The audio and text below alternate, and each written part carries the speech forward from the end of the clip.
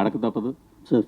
కొంచెం పుష్ప గురించి అప్డేట్లకు వచ్చి చెప్తే జనాలకి చాలా డెఫినెట్గా సార్. పుష్ప పాట ఎప్పుడు వస్తుంది, యా ఎలా ఉండబోతుంది? పుష్ప డెఫినెట్గా సార్ ఎక్స్ట్రాడినరీ సినిమా, దాంట్లో డౌటే లేదు. ఎందుకంటే ఇప్పుడు December 6th, first of all December 6th అయితే అట్ ఎనీ కాస్ట్ వచ్చేస్తుంది, దాంట్లో డౌట్ లేదు.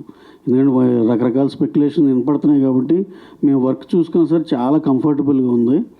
నెక్స్ట్ వచ్చి ఇప్పుడు September 2nd కల్లా మాకు ఫస్ట్ హాఫ్ ఎడిటింగ్ వర్షన్ ఇచ్చేస్తున్నారు. ఈ లోపల పోస్ట్ ప్రొడక్షన్ పనులన్నీ జరుగుతూ ఉంటాయి సార్. October 6th ఎప్పుడు సెకండ్ హాఫ్ ఇచ్చేస్తాం. కంఫర్టబుల్గా November 20th కాపీ ఇచ్చేసి ఆల్ ఓవర్ ద వరల్డ్ పంపించేయాలనేదే plan sir. By the time 25th ఎప్పుడు సెన్సార్ కూడా చేపించేస్తాం. వినాయక చవితికి ఏమైనా ఇస్తున్నారా? వినాయక చవితికి ఏం ప్లాన్ లేదు సార్ ఇప్పుడు. ఏమి అంటే త్వరలో పాట కానీ అది ఒక డైరెక్ట్గా ఒక మంత్ ఎండ్లో, సెప్టెంబర్ ఎండ్లో ఇద్దామని సార్. 2 సాంగ్స్ ఉన్నాయి ఇంకా ఇవ్వాల్సినవి. 2 సెప్టెంబర్లో ఒకటి, అక్టోబర్లో ఒకటి ఇద్దామని. ఒక రోజు ముందుగా అలాంటిది కూడా ఉంది. ఈవినింగ్ ప్రీమియర్ లీవ్ వేస్తారని డెఫినెట్గా ఉంటుంది సార్.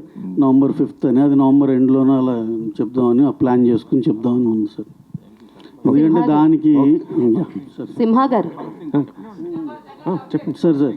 ఏదండి September 2nd ఎలా ఉస్తాద్ భగత్ సింగ్ మొన్న హీరో గారిని కలిసాము, అంతా అన్నీ చక్కగా హ్యాపీగా జరిగింది. We are starting the shoot in few days or few weeks. అయిపోయినాక మ్యాక్సిమం December, January కల్లా షూట్ పార్ట్ అయిపోయేలా ప్లాన్ చేసుకుంటున్నాం. అంటే పవన్ కళ్యాణ్ బర్త్డేకి ఏమన్నా స్పెషల్? డెఫినెట్గా ఏదన్నా ఉన్న కంటెంట్లో మా దగ్గర ఉందో తక్కువ, ఈ లోపల 3-4 టీజర్లు అన్నీ వేసామండి. ఏదో ఒకటి స్పెషల్ అయితే ఉంటుందండి. కళ్యాణ్ గారి బర్త్డే అంటే డెఫినెట్గా మా సైడ్ నుంచి స్పెషల్ ఏదో ఒకటి ఉంటుందండి. నా పేరు వెంకట్ అండి, 10TV. ఇప్పుడు పుష్ప గురించి చెప్తున్నారు కాబట్టి చెప్పండి. బెంగళూరులో పవన్ కళ్యాణ్ గారు పుష్ప గురించి మాట్లాడడం జరిగింది. దొంగిలించే ఇప్పుడు స్మగ్లింగ్ చేసే వాళ్ళు హీరోలు అవుతున్నారని పుష్ప గురించి మాట్లాడారు. దానిపైన మీరు ఎలా తీసుకుంటారు?